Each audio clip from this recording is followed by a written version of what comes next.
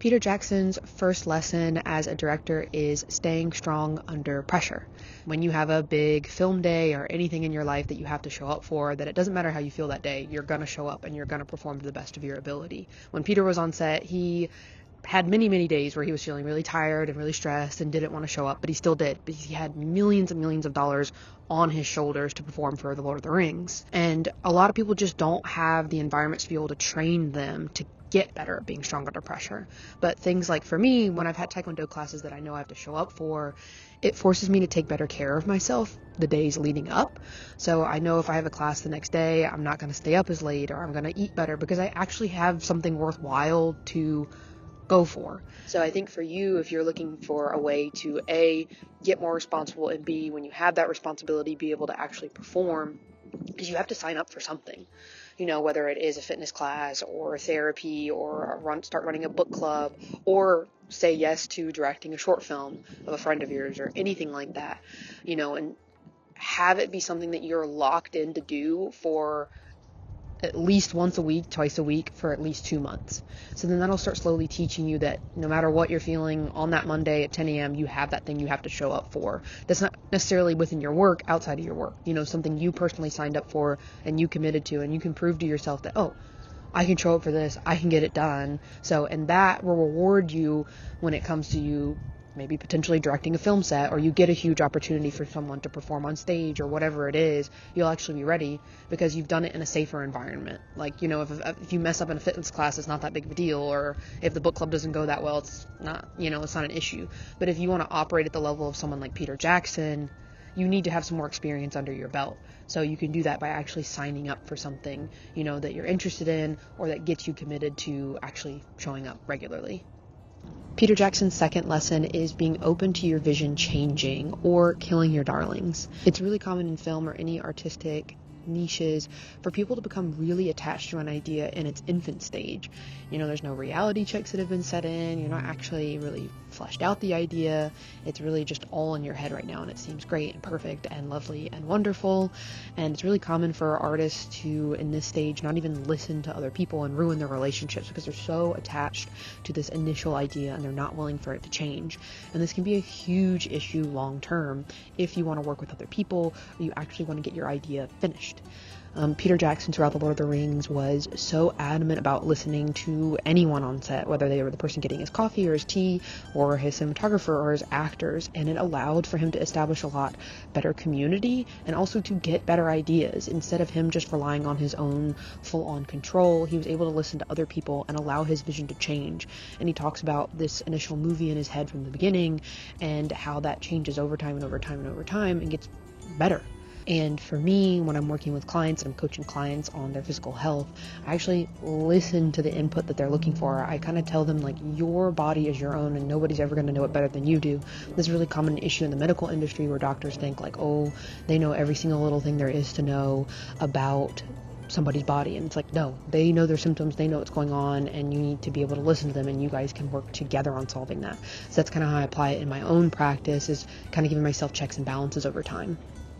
To be able to work on allowing your vision to change, especially from the input of others, I really recommend you to take any project that you've worked on recently and send it to someone you know, whether it's a PowerPoint presentation for work, or it's a painting that you did, or even a script that you're working on, or anything like that, a song that you just wrote.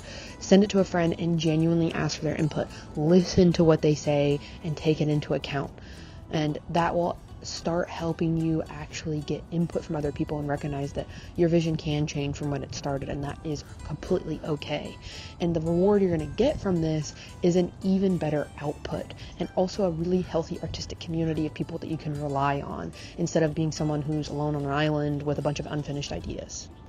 Peter Jackson's third lesson is about not putting your baggage where it doesn't belong. It's a really common issue in a lot of artistic spaces or even business spaces for people to get offended by something that's not really about them. Peter Jackson did something really amazing with Lord of the Rings when he decided to really take Tolkien's themes and not preach through Lord of the Rings. He took Tolkien's themes of friendship and adventure and all these other things, and he put that into Lord of the Rings at the forefront. He didn't put his own views about politics and start preaching at us through Lord of the Rings.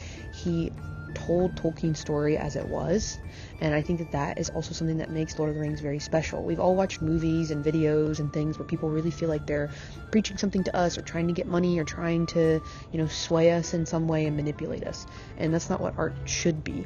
So if you're someone that really notices that you get easily offended or your ego gets hurt when somebody's talking about your artistic vision, or you notice that you get really preachy and judgmental around your friends, this might be a lesson that you need to learn when it comes to directing your own life or directing your own films. An example of how I do this in my own life is when I work with my clients, and if somebody lists out a bunch of goals that they have that don't relate to what I do for my own body, I don't say anything. I don't push them into my niche of fitness. I listen to what they need and I provide the answer to that.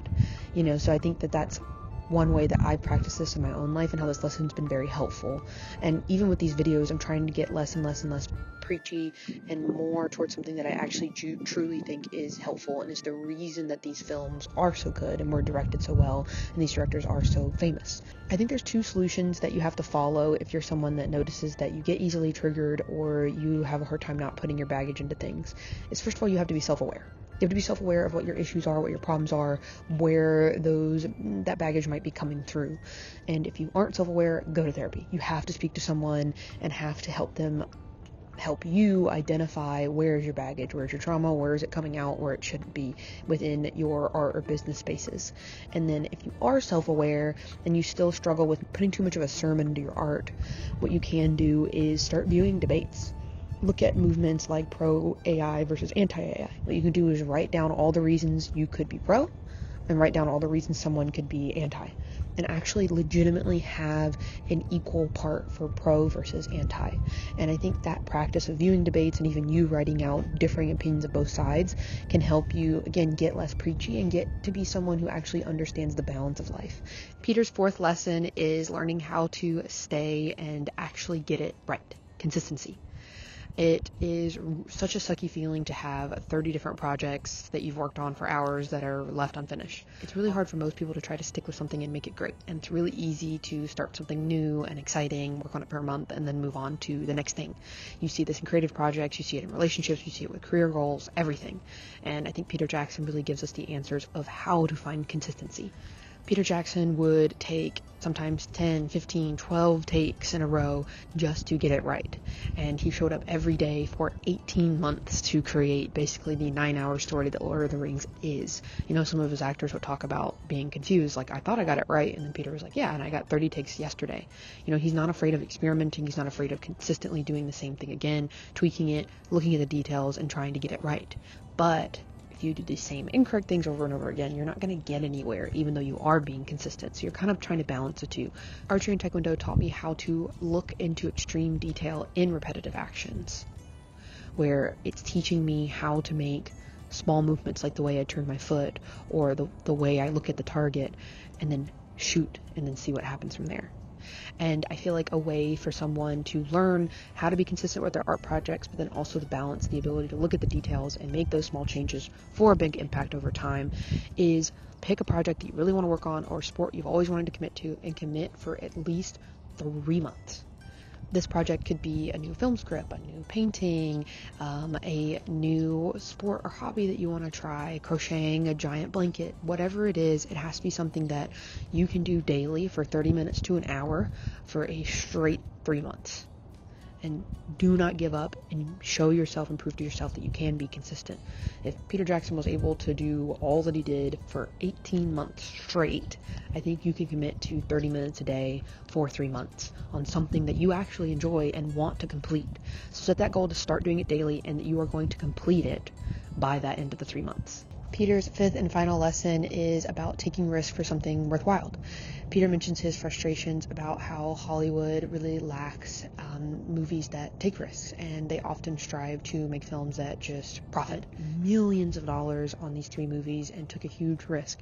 They ended up grossing billions and created one of the most influential fantasy movie series in the entire world. And Peter even took a risk when he was just an indie filmmaker. He signed a bunch of actors that were nobodies. There were so many risks taken through this, but he had such a strong vision and he made it work day in and day out. When we don't take risks and we just do something for money, those films tend to have really, really low impact. They don't tend to help people, and They make a bunch of people a bunch of money, and great, now you have a new car, but did you actually change anything? Did you actually make an impact culturally? No. Usually the films that make that impact have a really hard vision behind them, and they were a risky film to make. But those ones tend to actually make change in people's lives. And a way in which I've done this even in my own life is I put all my stuff in storage and moved to England for several months to experience living in a different country, to push myself out of my comfort zone.